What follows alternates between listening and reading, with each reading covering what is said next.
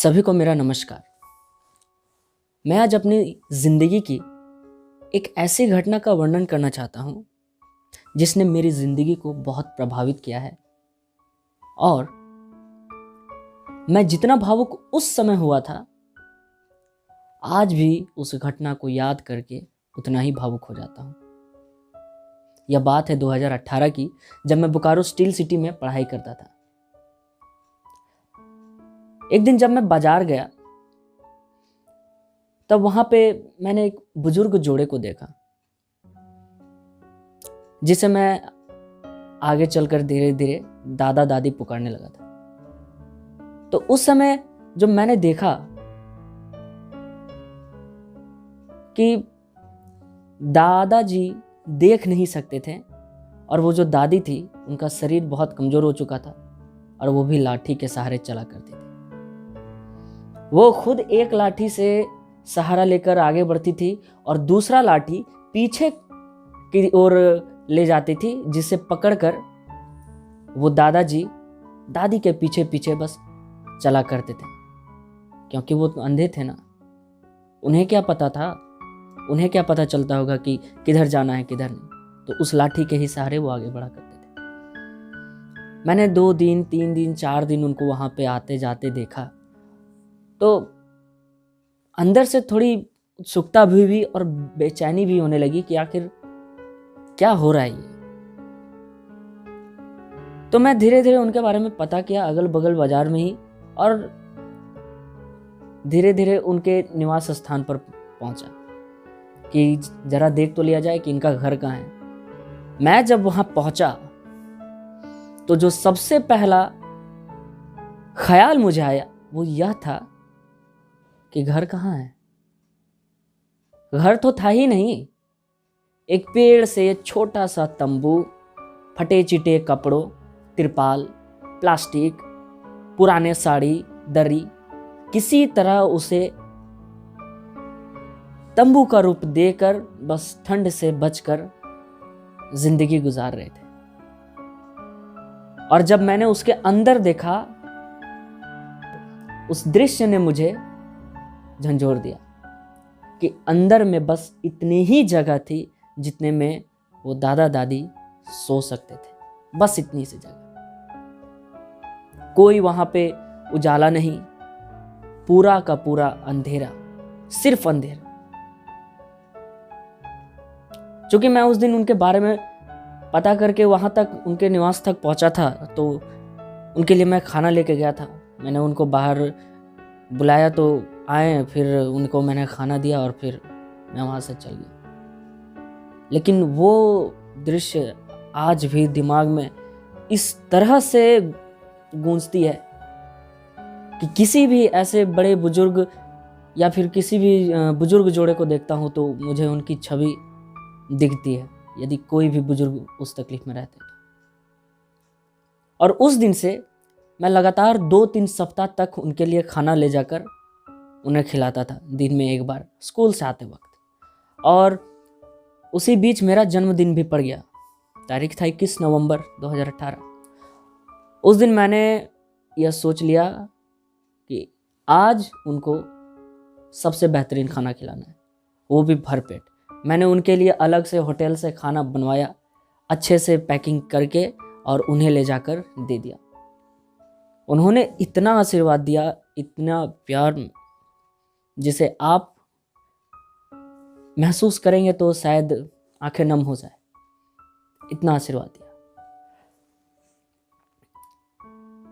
फिर मैं 2-3 दिन के बाद फिर उनके यहाँ पहुंचा खाना लेके।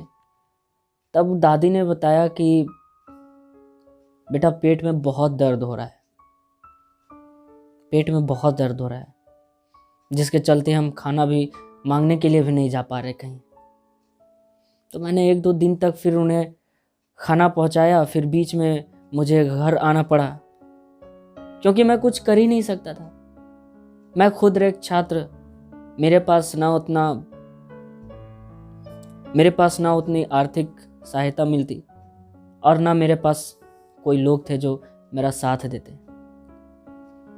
निराश होकर मैं घर आ गया और फिर कुछ 2 दिन के बाद ही मुझे ये खबर मिली जब मैं वापस बोकारो पहुंचा कि दादी अब दुनिया में रही नहीं। इस पल ने मुझे फिर से झंझोर दिया। मैं वहां पहुंचा तो मैंने देखा कि उनकी पुत्री आके रो रही है। मैंने उनसे पूछा कि इतने दिन कहाँ थे आप? कोई जवाब नहीं।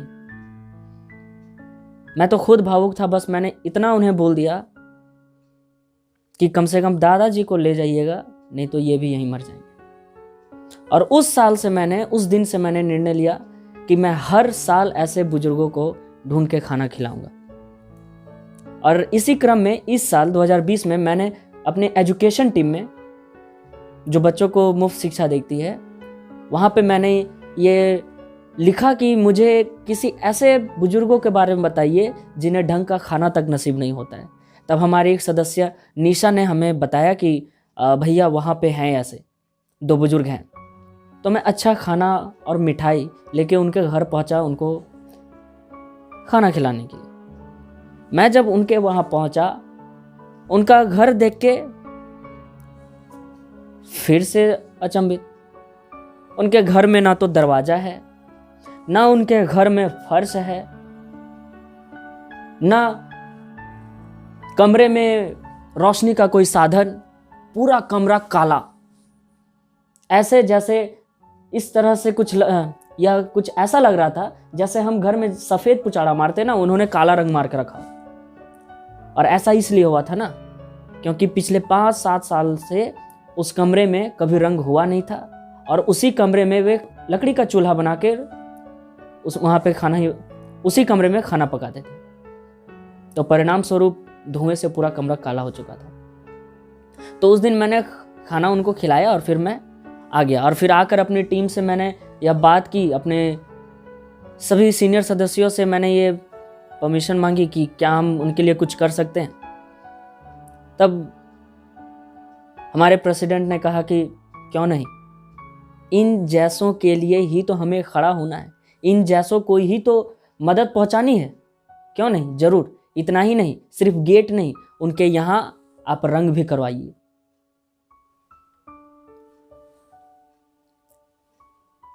और इस चीज का फैसला होने के बाद हम कुछ दिनों के बाद ही उनके यहाँ गेट, रंग, सब कुछ करवाने के लिए उनके घर पहुंचे।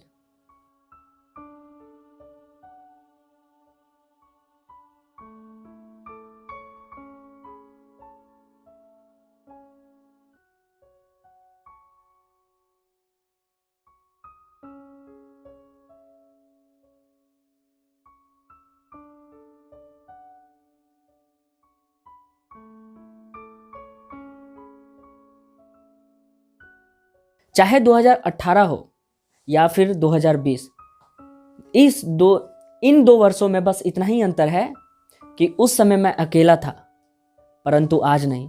मेरी भावनाओं को, मेरी इस इच्छा शक्ति को कि लोगों को ढूंढ कर उन तक मदद पहुंचानी है, उस इच्छा शक्ति को सहारा देने के लिए मेरे पास अब एक टीम है। मेरे साथ एक परिवार खड़ी है जिसका नाम है सत्यलोक। और हम ढूंढ कर लोगों तक मदद पहुंचा रहे हैं जिन्हें सबसे अधिक जरूरत है, और जिसके लिए आपका साथ चाहिए, आपका आशीर्वाद चाहिए। हमारी कोशिश लगी हुई है कि हम इसी तरह काम करते रहें ताकि परिवर्तन दिखे। कहते हैं ना, खुदा हमको ऐसी खुदाई ना दे, खुदा हमको ऐसी खुदाई ना दे कि खुद के सिवा कोई दिखाई ना दे, कि खुद के सिवा कोई दिखाई ना दे। और सत्यलोक का काम इस तरह चलता रहे, दुनिया में गम दिखाई ना दे। इन शब्दों के साथ मैं आपके साथ की अपेक्षा करता हूं और आपका आशीर्वाद चाहता हूं। धन्यवाद।